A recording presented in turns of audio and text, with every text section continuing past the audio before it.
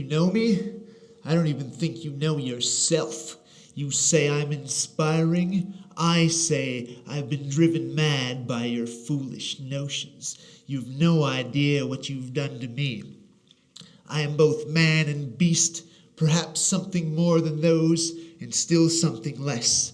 I am the angel that will kill you and the demon that will save your life. You sit there in your little bubble of safety and opulence. The best and worst you can hope for is complete and utter boredom. Ha ha ha. You think you know me? Just when you think you've begun to scratch the surface, I will shake your incomplete etch-a-sketch clean and we'll start again. Is this journey some cruel joke told to justify my misery? Nah, I prefer to think of it as a rather generous accuracy that will show you just what it is you've been missing. That's a pretty glowing review, eh? Well, I've written this tale and I'll be telling it, so how else should I hawk my nonsense? Of course I think it trumps Shakespeare. Or, maybe I hate it. Maybe I think it's the worst piece of tripe ever, and every word came out all wrong. Constipated, only halfway. You will never know. Say, I wonder what type of hideous monstrosity lies behind this curtain. Why don't you let me out and play my music? He anticipated me there.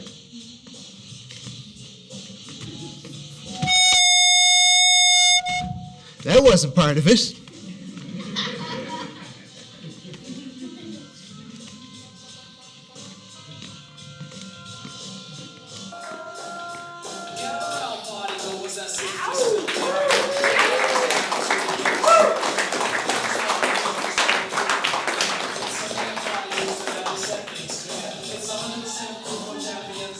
Sam and Diane still aren't getting along. I'm going to have to put them on opposite sides.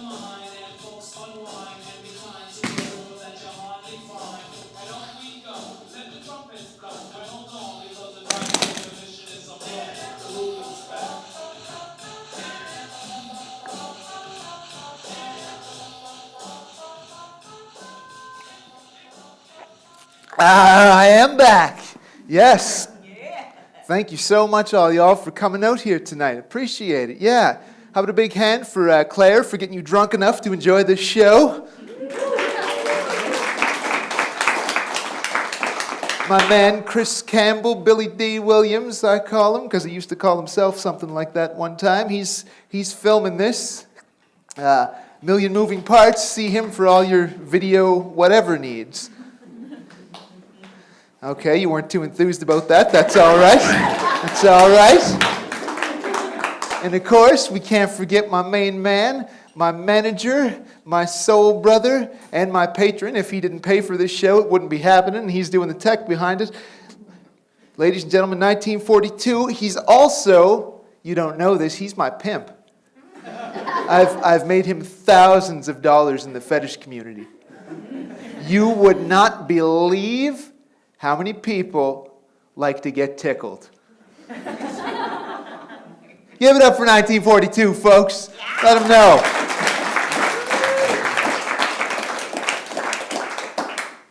Well, geez, a lot of the people here, I should have wrote a show.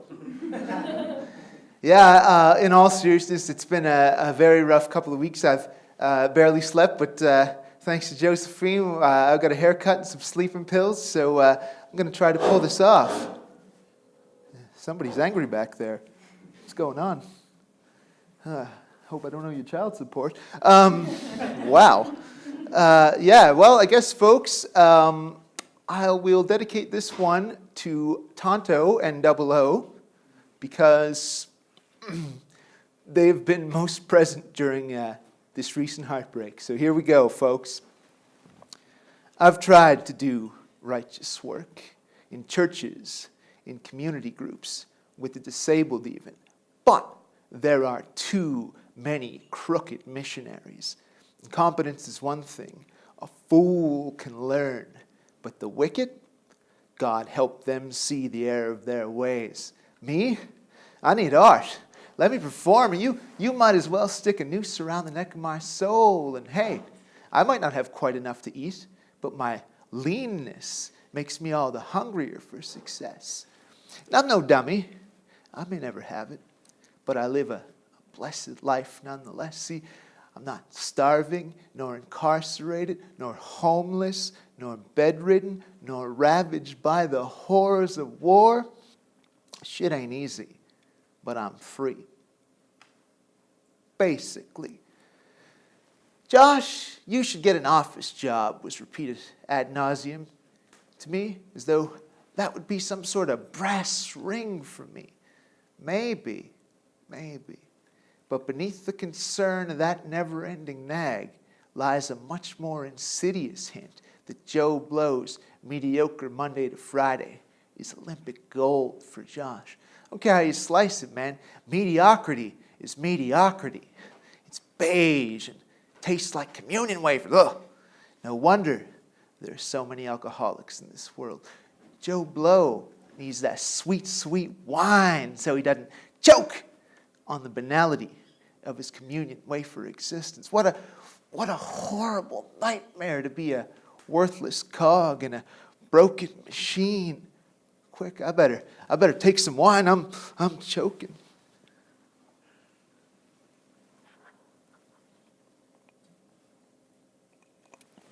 Ugh, I really shouldn't have brushed my teeth before that. The sacrifices I make for you people, let me tell you.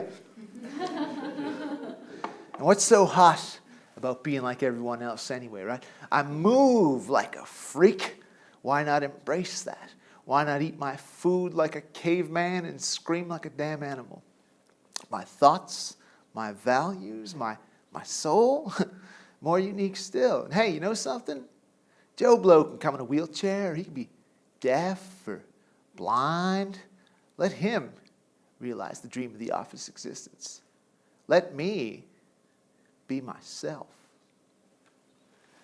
And then, you see, I kind of don't sleep for a third of the year.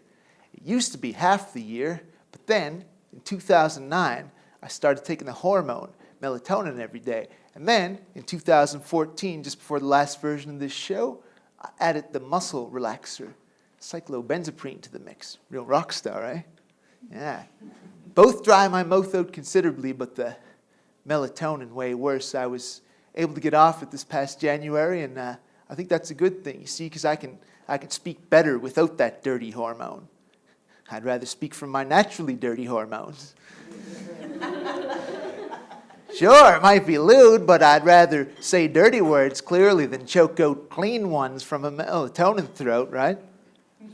I don't know if you've ever had insomnia, but any more than a couple days, and your life is ruined, man. You become a werewolf, and it becomes near impossible to talk to anyone without biting their head completely off.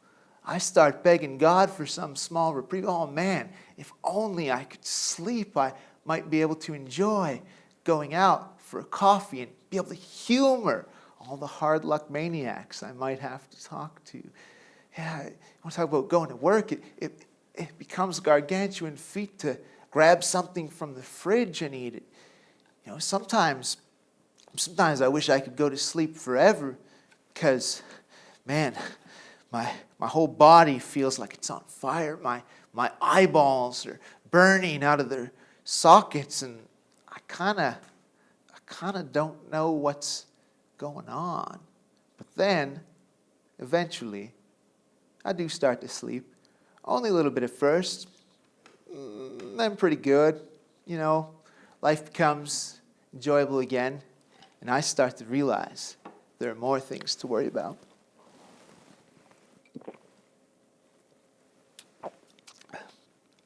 One problem that never goes away is my screwball pissing. Don't worry, folks, I don't have accidents. Come on up. Yeah, sit on my lap if you want to. If you get wet, it wasn't me. You know, in my luck, that would be like some 300-pound dude comes up, crushes my knees, and pees on me. So better be careful what I ask for in these shows, right? How much does it cost? More than you can afford, champ.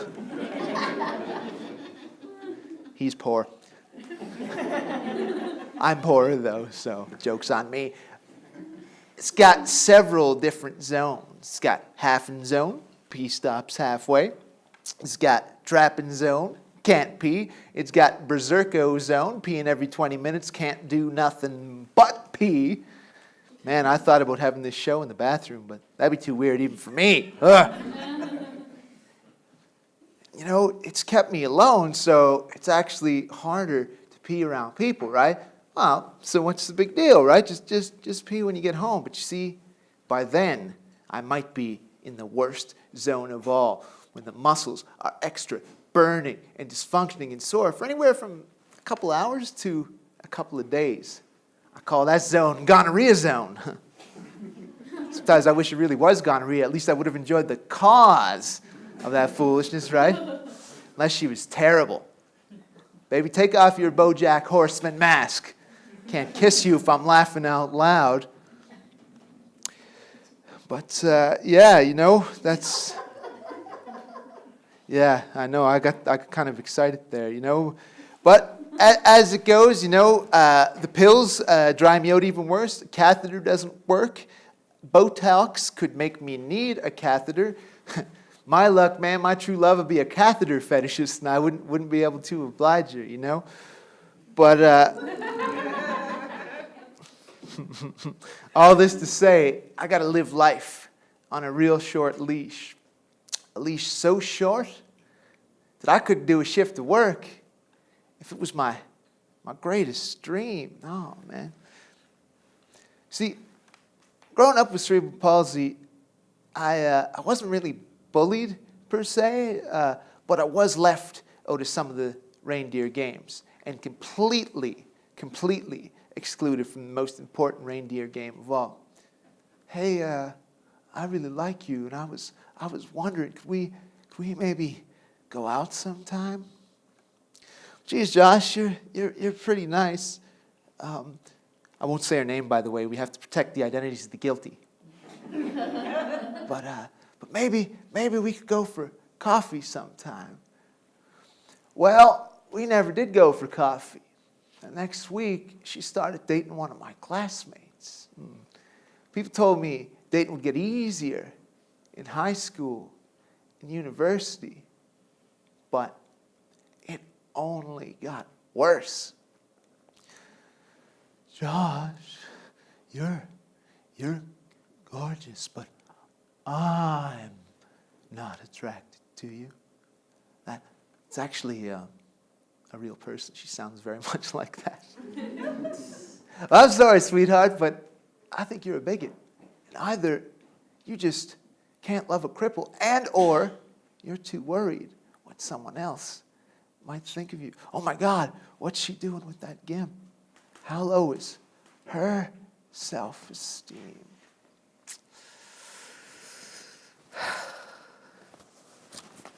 My almost absolute exclusion from romance has made me suicidal. How many times have I had that knife to my throat in the mirror? Flaming bigots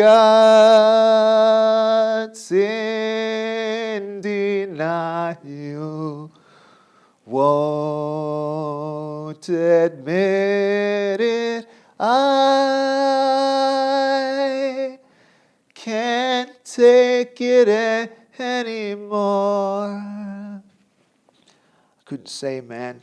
I couldn't say why I never did make that final cut. Probably some sort of mix of fear and hope, right? What the hell is on the other side of this existence? And the karma I'd incur by getting there that way would probably put me in a real bad spot.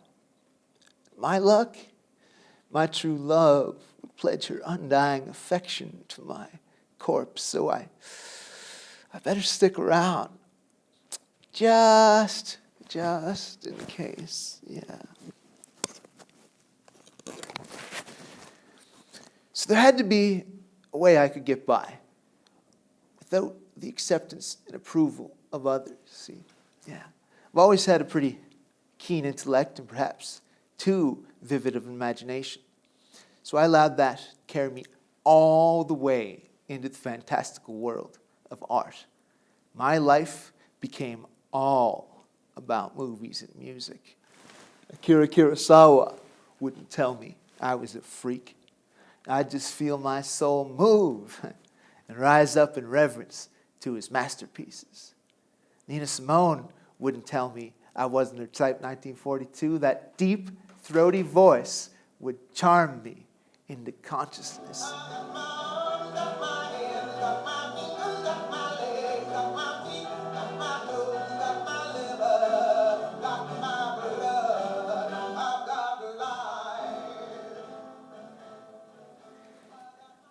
He's early on the cues. I was going to say introduce me into spiritual ecstasy, but I didn't get there. It's all right. He's on the ball. That's pretty a life-affirming song, eh? But you see, when you go neck deep into something, you become an expert, a connoisseur. Only the very best will do. Is that what it is? A mountaintop of highly refined taste? No, man. More like a deep, dank pit of self-delusional snobbery. For better or worse, it's left me alone. I wasn't satisfied with being some overblown Ebert, rejecting nearly everything from my deep, dank pit of self-delusional snobbery. No, see, I wanted to be like my heroes, become a master. I chose comedy because I was always able to react quickly in a humorous situation, even in the worst throes of misery.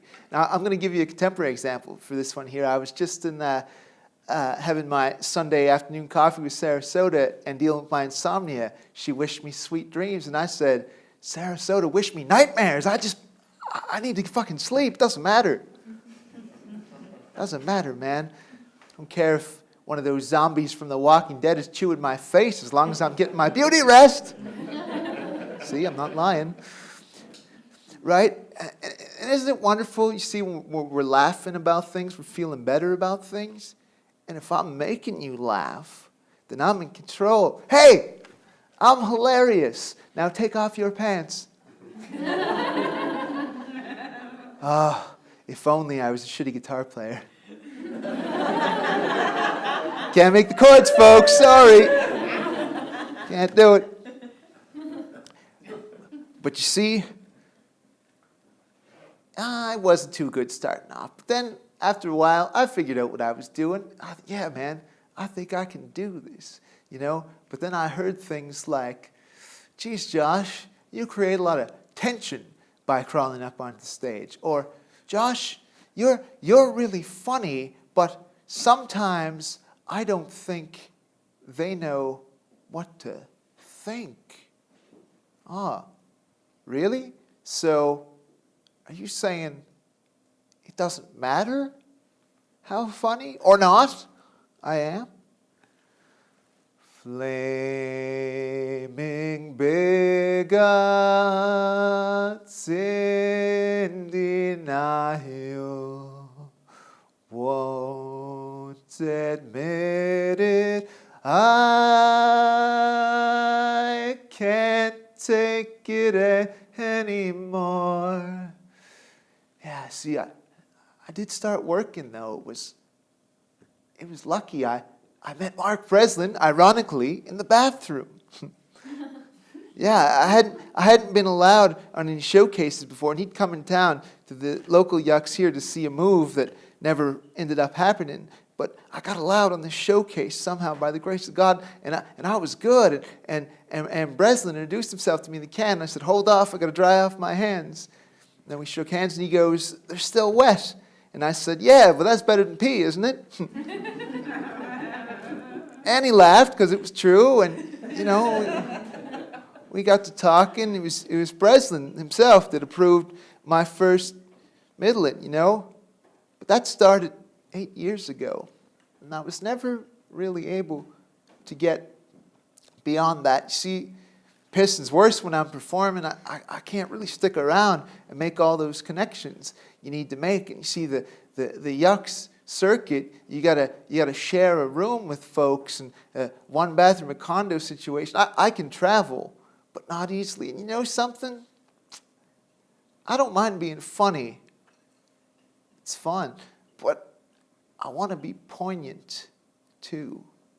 I do, yeah. So, and I haven't done comedy in a while. I haven't worked in a year, but I'll go back there at some point. And I guess before I tell you about what I've been up to since the last version of this show, I got to tell you a little bit about where I came from, and I got to have a drink to do that. I'm from Mars. Lies. I'm such a liar.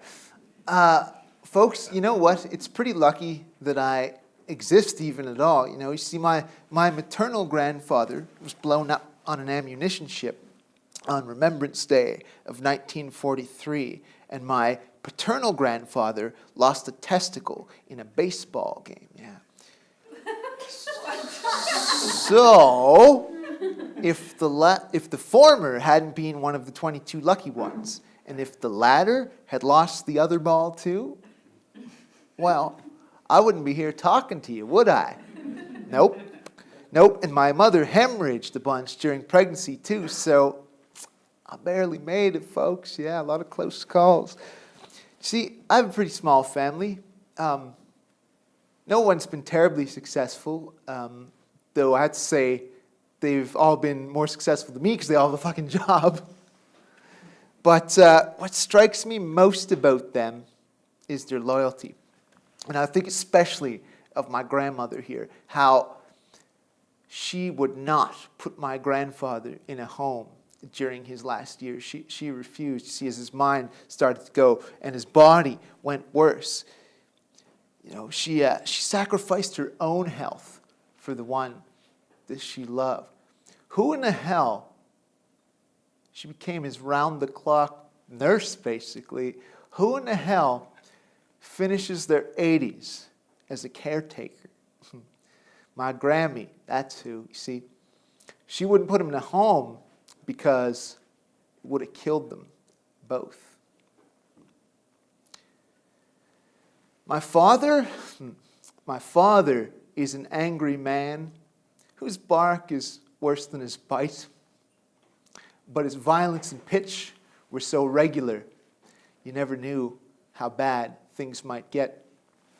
My mother left with me when I was around 2, and his parents actually supported that decision. And you see, I saw him when I was growing up, and I was never really abused, but I was threatened. And like I said, you never knew how bad things might get when the time bomb finally explodes, so you had to be very careful. And hey, I got that Dunn rage too, man. I do. Don't know how much I could do with this one knife, But I've worked really hard to make sure I'm not that guy, And the thing is, he ain't even a bad guy, man. I had some good times with him growing up, going for walks, fishing in the canoe, listening to John Cougar when he was in a good mood.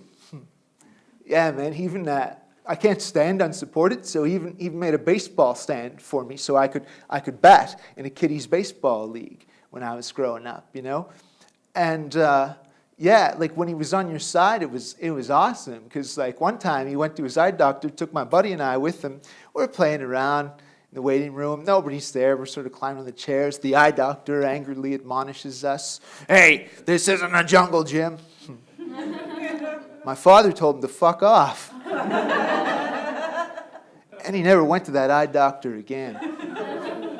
But you see, he couldn't control the fuck-offs and who they went to, you see. And it's not the things he did, and there were a few, trust me, but it's the things that he would do again, see, because he can't help himself.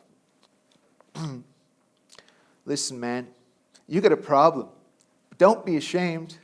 I'm so dysfunctional, all I can do is be an artist, and I can barely even do that right now. You get that shit fixed, though, It's never too late. No.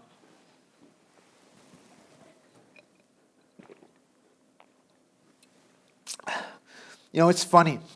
All that high art, Kurosawa films, classical music. Man, I forgot where I came from.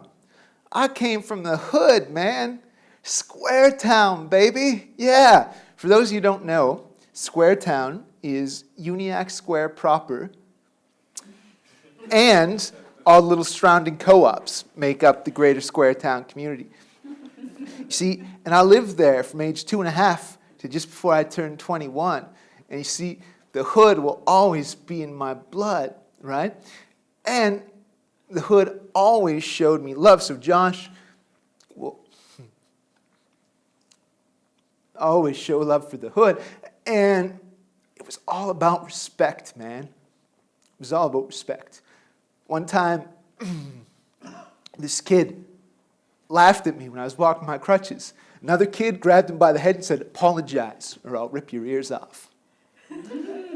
Kid kept his ears, so you can guess how that one turned out, right?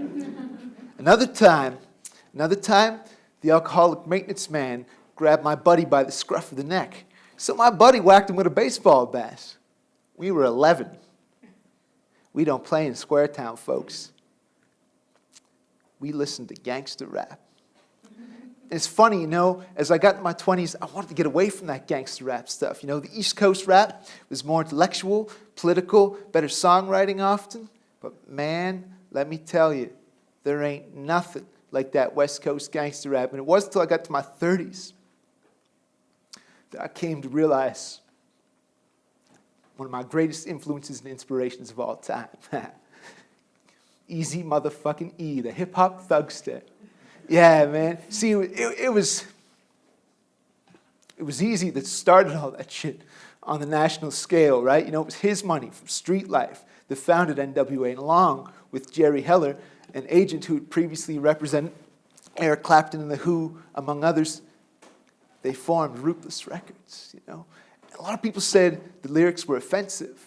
Sure, they were. But I ask you, what's better, man? Shooting people and selling drugs, or getting out of that life and making some real-ass music about the lifestyle, you know? Yeah? And hey, sometimes the lines got a little blurred, man. But ain't nobody more real than Eazy-E. See, and Ice Cube helped him write some of the songs, and Dr. Dre did the music, but just that voice, he was so damn authentic. You knew everything he said, fuck, he lived it, man.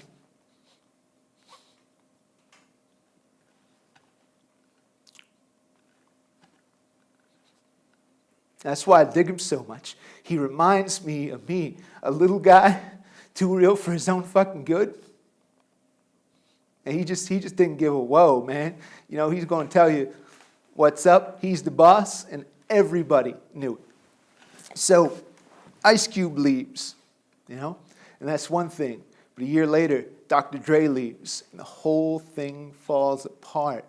Yeah, and this is where Dr. Dre proved what he is. See, he wanted a release from his contract. You know what? Easy probably was ripping them off on their contracts, you know.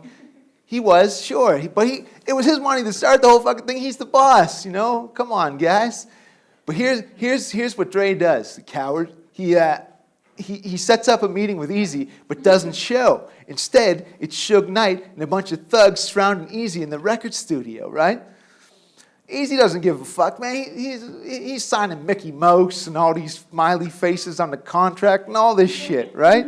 Yeah, he doesn't give a whoa. It's not until they realize they know where Eazy's mom lives, then he agrees to sign the release, right? Now, Eazy wants revenge for this shit. He wants to kill Suge Knight. Jerry Heller talks him out of it. He says, "No, man, look at this life you've created for yourself, brother. Yeah, just tie him up in the courts." So that's what he does. And it turns out, Eazy-E now gets a percentage of all of Death Row's sales, the label that Dr. Dre and Suge Knight went on to create. Yeah, and he does another thing with it. He goes on to make some real-ass music, making fun of Dre, using Dre's own beats. Because he owns the rights to them, man. Tell him, Eazy.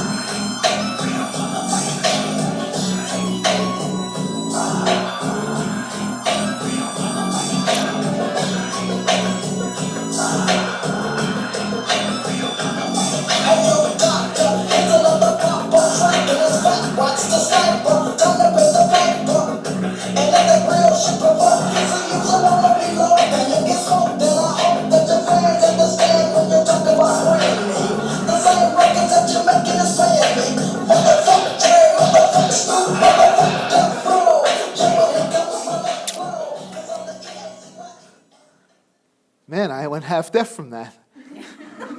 That's pretty good, eh?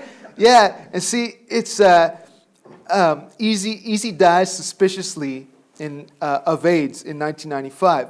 A year later, Dr. Dre leaves death row because he realizes how much of a homicidal maniac Suge Knight was and apologizes in music for what he did to Easy. And I have no idea, or no doubt rather, if he'd lived, the original NWA would have reformed, man. So all this crazy stuff to say, folks, remember who your real friends are, and never, before it's too late, and never forget them. I know I won't. What's up, fool? That goes out to my buddy Wayne, man. He hated rap, but he would love that I remembered him. Isn't that fucked that my celebrity gossip is some weird, obscure shit from 25 years ago that nobody in their right mind would have any idea about? But hey, that's me, that's me. Well, I think it's time to talk about what I've been up to since the last version of this show. Well, on March 26th, 2014, I got up and went for coffee at Cafe Semple, and I've done nothing every day since. Imagine if I had to end the show that way. That's not true, folks. That's not true. And I tried to get a grant in to. Pardon me, I'm losing my train of thought here. Actually, you know what? I'm gonna skip back. I'm sorry. When I was talking about the family stuff, I forgot to talk about my mother, man. Can't leave her out of this shit. No, yes, folks. I think of my mother, man, and how she was always there for me, even when we got along horribly during my teenage years, my fits of suicidal depression. Even now, meals float my way because you've got to live on assistance. You've got to live in abject poverty. Yeah, although I got to tell you, my now 91-year-old grandmother, I still get more meals from her sometimes. So she's still winning the Mom Olympics, But you know what, though? It's because of my mom that I exist probably the way I do, right? Because when the doctor first diagnosed me with cerebral palsy at age 1, he said I'd never walk, talk, or be toilet trained. And she didn't believe him, so it wasn't true. I love you, Tonto, the Mexican jumping bean. And Tonto, do you think I might be able to change the world? I couldn't leave that part out, could I? Come on, man. I could fuck up, but I'll correct it. I ain't slept in 2 weeks. I'm allowed to do that shit. It's my show. So I was trying to say I'd done nothing, but I had. That's right, yeah. So I'd gone to Toronto with hopes of getting this show there. No contacts, nothing, didn't know what I was doing. It didn't work out. I also tried to get a grant in for an illustrated poetry show. It didn't happen then. No, man. And that was no big deal, right? Because I had a job with Reachability. They'd produced the last version of this show. They were real happy with my work. It was actually quite good. They had paid me sort of to do stand-up, and I designed and made a creative writing course for them. I taught it. I designed a talk show and hosted it to promote their programs. So they were thrilled. And so when I got back, I was going to have this job teaching my course. Except here's the thing. They thought that since I already taught it, I wouldn't need any prep time, and they're going to pay me $25 an hour. But it's a 1-hour course once a week, so that's a grand total of $25 a week. Yeah, man. And I had been making $1,100 a month from them, plus the $2,000 Imagination Award to the second version of this show. So I don't know about you, but I couldn't go back to work for more than a 90% pay cut. Good Lord. So go to 2015 now. Arts Nova Scotia designs an equity program for minorities. This time, the illustrated poetry show happens. Yeah, excellent. Oh, and what a fantastic show we had here. You know, the masterful Ellen Gibling accompanied me on harp. It was quite something, actually. But boy, howdy, did I have some trouble getting there. I told you folks, I'm not holding back. I thought the illustrator was a friend, but I'd always sort of sensed that he didn't really feel the same way about me. But I liked him anyway. You know, I'm a lonely guy. He's a generous fella. You know, and he can hold his liquor. I hate drinking with people who change. Pisses me off. But I had to chase this guy for months, right? Months. He ignored me. And the very little he did do either I couldn't explain how they possibly relate to the poems.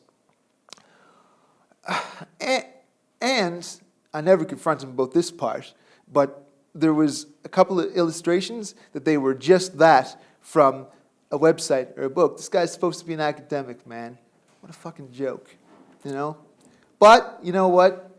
He did get an ex-girlfriend to help put together these booklets. And, you know, he was generous enough to pay the $200 for the books. So I guess that makes up for being triple time overdue a little bit. Yeah, so I'm pretty dejected, you know, but that's all right. I got to say, I've been very lucky with friends in the last little while, and I'm going to go into something a little dark in a second here, so I want to go into something a bit lighter. Folks, I'm very lucky. This is the best time of my life for friends. I got 1942, as you know, work at the tech, payer for this show. I got Crunkarella, with whom I would have been able to get the last grant in. I'm trying to make a film now, and she had to do ridiculous amounts of work because I kept getting conflicting stories on what I was supposed to do to submit. So she probably got writer's cramp, folks, you know, but that's pretty cool. And yeah, man, I can't forget about my friend Ricky Lulu in the 514 who just separated from his wife. I still got you, buddy. And I got, you know, Zay Diddy in the city.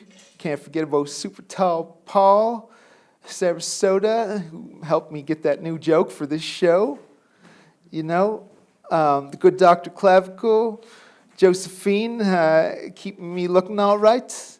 And I'd go on, but you know, this is going to turn into like some weird combination of Romper Room and some early 90s hip-hop album. It doesn't even rhyme. So I guess I can't be a rapper like Easy. Folks, I'm going to talk about something real serious here. And it's difficult, but I'm going to talk about it nonetheless.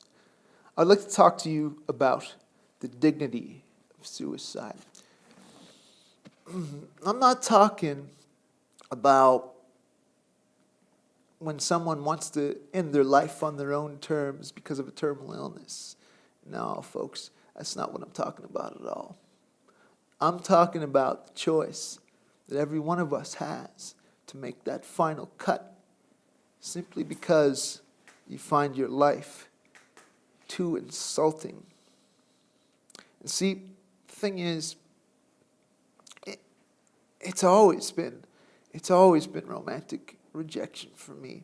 So at the end of 2016, I thought, this is nonsense. I'm going to have to get over this. I'm going to have to accept that it's just not going to be a part of my life. I've got a better life than a lot of people, right? Why does this bother me so much? I've got to squash this desire. I've got to sublimate it entirely. I've become so unique that I've long since given up on a meaningful, amorous connection with just about anyone. But my ego still needed sex with beautiful women. And it still does. But I have to get over this. And the result, I became as sick and suicidal as I'd ever been. You see, because I tried to deny my true nature. I'm not that kind of person. So, after rejection by hundreds of women and the inability to squash the desire, I did change my strategy. So I decided to try online dating. That's where I met my angel, yeah. August 4th of last year would have been my grandparents' 68th wedding anniversary. Yeah, man, it felt so right. God had kept me single all those years so that I could meet the one. Like I said, I was sort of just looking for casual encounters.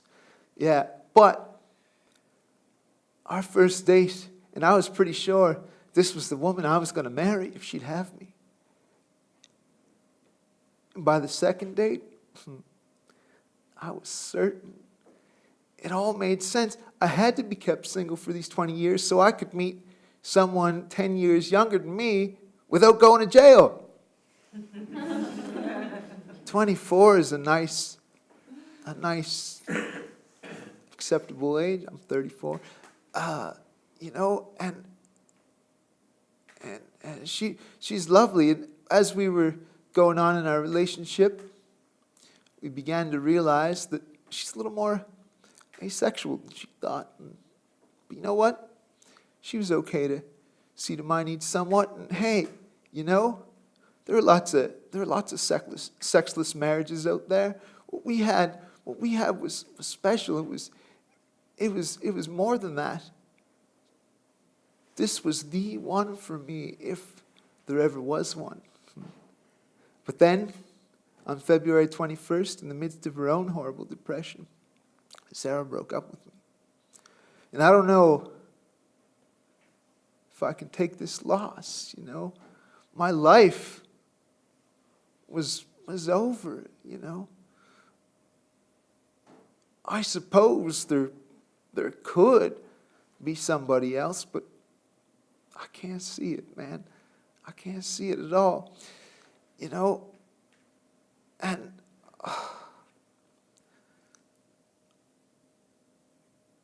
I don't know if I can live without you, honey, but I'm going to try. And you know what, folks? It goes a little deeper than this. I don't know if you believe in the human soul or reincarnation, but if not, you're going to have to humor me for the next couple seconds here. See, I believe I killed myself in my last life. I even think I know who I was, too. I was a magician named Theodore Anneman. Yeah. But see, even if I wasn't that guy, I know I did it, man. And that's where the CP comes from. You see, it's karma. It's karma, but it's not a punishment. Exactly. You see, it's a responsibility. It's a huge responsibility. You see, I am meant to show that someone with my challenges can't be necessarily just like everyone else, but in some really important ways, better. Yeah. I'm meant to show that you're supposed to go deeper to find the real truths of things. Make no mistake, folks. I am a world historical figure, but the world doesn't want to hear what I have to say just yet. It's not ready. So you got to help me. I've got to press on, no matter how piercing the agony.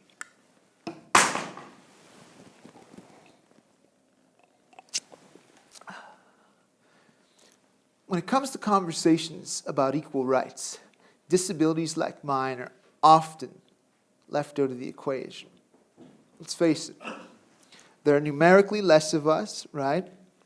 And often, due to the dysfunctional natures of our bodies, we can't fight for our rights as forcefully. No, we can't, man. Let's talk about perception, okay? There is nothing wrong with being black, gay, or woman, or trans, unless the person judging them is a bigot. But, in my case, there are malfunctions at several junctions. Ones you can clearly see, and things like the sleeping and pissing that you can't. right? Now, some disabled folks would argue that to view a disabled body as dysfunctional would be to give in to an ableist paradigm. Maybe. But see, my body's messed up, man. And if we're going to make a real difference, we need to wash away completely all this hair splitting and labeling and foolishness. We need to get away from this ramp-centric obsession that really means very little, very little. Hey, if you can get into a building where you're not a human being, what the fuck difference does it make, right? If you get mad whether someone holds the door for you without asking, you're a fucking idiot. And you're aiming way too low in life, okay? Where we need to attack ableism is where it prevents us from living the lives we could. And for me, the most important things are we need to attack ableism where it prevents us from fostering friendships, relationships, and dignified professional opportunities. Sure, no one likes slurs, idiotic comments, right? But that's just it. The person making the comment is an idiot, right? And it doesn't ruin my life.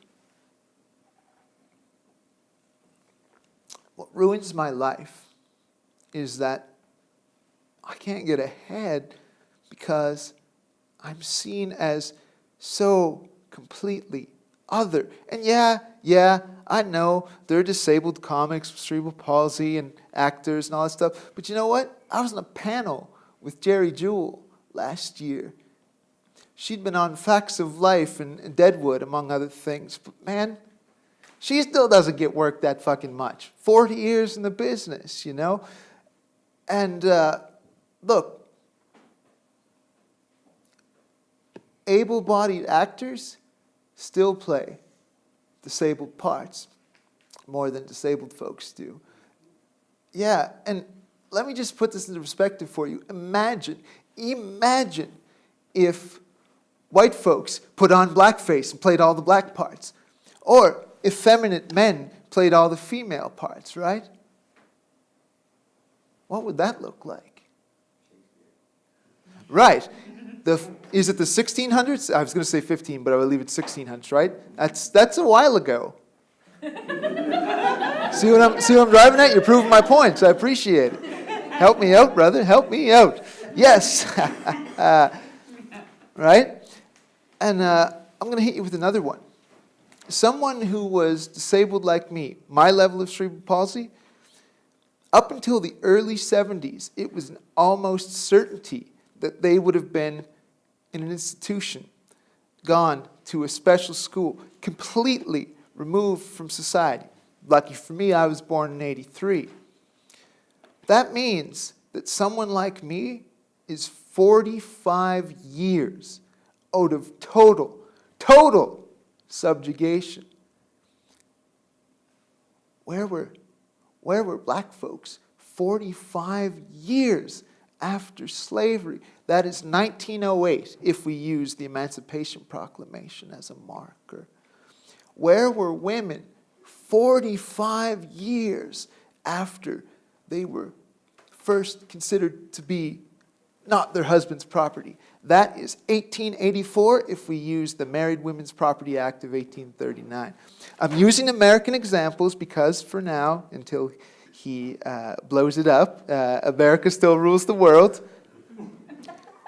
So to add to that, right, the Americans with Disabilities Act was signed in 1990. 45 years since that hasn't happened yet. And look, I know these parallels are not exact, okay? Because the way that the groups are discriminated against are different. But if there's any truth at all to the parallels I'm drawing, it's kind of shitty for someone like me. So, it's up to me to make the change, man. For my truths to be so undeniable that you can't help but let me lead the charge. Yeah, but I can't do it alone, man. You see, Jackie Robinson had Branch Recchi to help him break the color barrier so he could play baseball. Yeah, I'm going to need several people to help me break the barrier so that I can be a human being. And hey man, I've got lots of support already. You know, I got someone paying to do the show and doing the tech. Mind you, I'm going to have to tickle 37 people to pay for this. But, you know, I do what I can. But listen, folks. I tell the truth like no one I've ever met. No one. Right? So please start listening and help me be the revolutionary force that God put me on this earth to be. I exist only to change the world. But I don't think I could do it living on welfare my whole life. I'm going to try, but it's just too insulting. I can't fight if there ain't nothing to fight for. I can't fight if my head is still underwater. Empower me so that I may empower others.